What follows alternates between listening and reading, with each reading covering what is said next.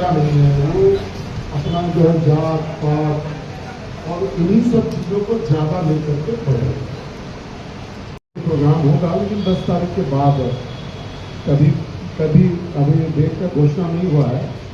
10 तारीख के बाद कभी भी प्रोग्राम होगा, 10 से 15 के बीच में डिसाइड हो जाएगा। तो फिर उसकी जानकारी आपने कहा कि 75% लोकसभा क्षेत्र के गाँव में आप वोट कर, तो जब वोट कर रहे थे तो क्या लगा सोच औद्योगिकरण रोजगार को भी बड़ा इम्पोर्टेंट है। वो होता है आपका लोकल व्यवस्था।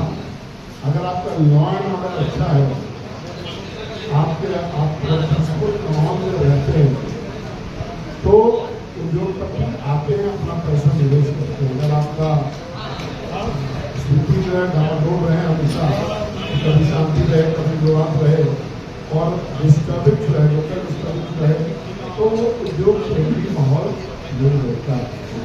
जब तक यहाँ पर एक कंड्यूसिव माहौल नहीं पैदा होगा, तब तक उद्योग को बढ़ावा देना थोड़ा कठिन है। तो हम लोग का काम रहेगा एक औद्योगिक फ्रेंडली माहौल।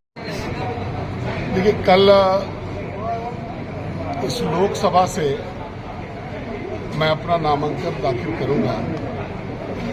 हजारीबाग की देवतुल जनता के आशीर्वाद से, उनके प्यार से पार्टी ने मुझे यहां से अपना प्रत्याशी नामित किया है। तो मैं कल 11 बजे दिन में वीर कुंवर सिंह मैदान, जिसको कजन ग्राउंड भी कहते हैं, वहां पर एक सभा का आयोजन हम लोगों ने किया है। उस सभा को संबोधित करने के लिए राजस्थान के माननीय मुख्यमंत्री आदरणीय भजन लाल शर्मा जी, भारतीय जनता पार्टी झारखंड के माननीय प्रदेश अध्यक्ष आदरणीय बाबूलाल मरांडी जी, नेता प्रतिपक्ष आदरणीय अमर बावरी जी, बहुत सारे सांसद, बहुत सारे विधायकगण और हजारों की संख्या में भारतीय जनता पार्टी के देवतुल कार्यकर्ता लोग उपलब्ध रहेंगे। मैं यहां से अपने आवास से एक जुलूस की शक्ल में पैदल वहां तक जाने का काम मैं करूंगा और उसके बाद सभा के बाद 2 बजे के बाद हम लोग नामांकन के लिए जो रिटर्निंग ऑफिसर हैं डीसी हजारीबाग, उनके कार्यालय कक्ष में जाएंगे। ये कल का कार्यक्रम का डिटेल है। कार्यक्रम कितने बजे से शुरू होगा? रात 11 बजे से की जाएगी और हम लोग भी लगभग उसी के समय में, आसपास यहाँ से 15 मिनट का रास्ता है कजन ग्राउंड, तो हम लोग भी लगभग उसी समय चल करके वहां तक पहुंचेंगे। कितनी की संख्या में लोग पहुंचने वाले हैं? देखिए, भारतीय जनता पार्टी एक कैडर बेस्ड पार्टी है और हमको लगता है कि यहाँ पर हजारों की संख्या में, हजार की संख्या में लोग कल जुटेंगे।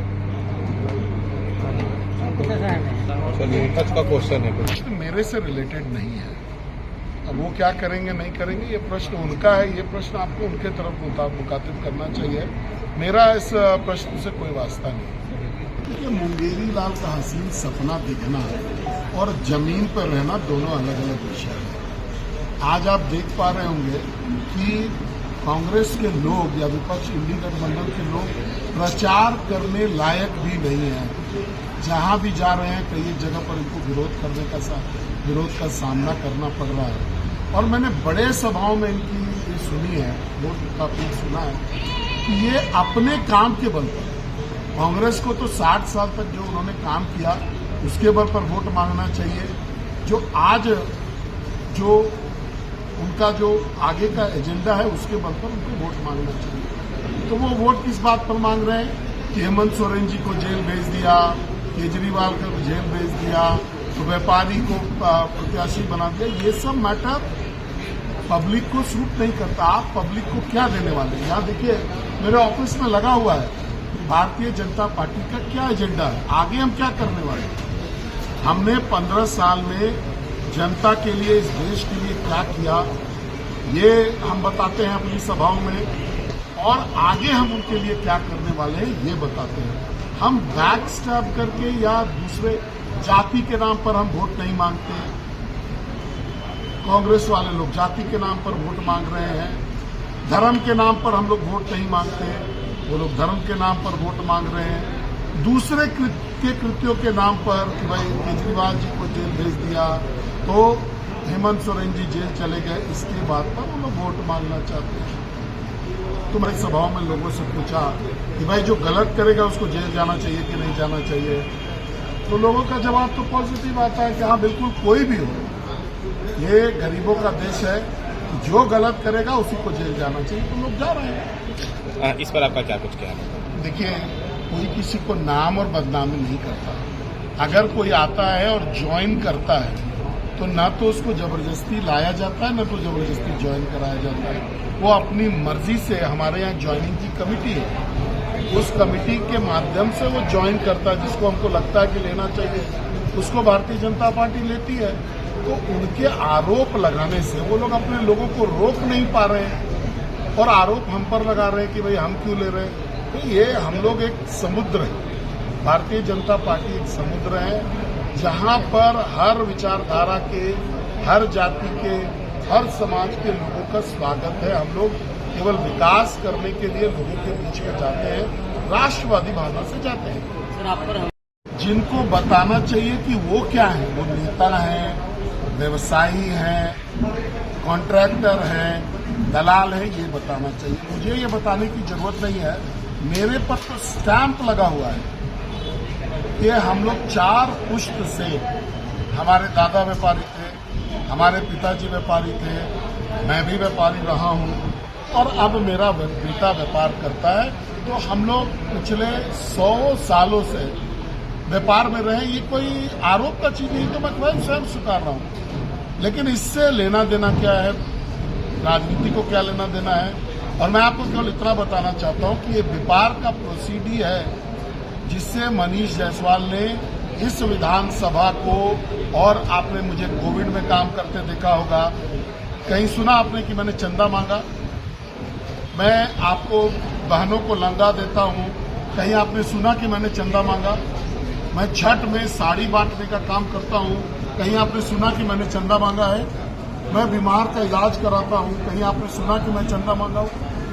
मैंने अभी गरीब बहनों की शादी करवाई, कहीं आपने सुना कि मैंने चंदा मांगा?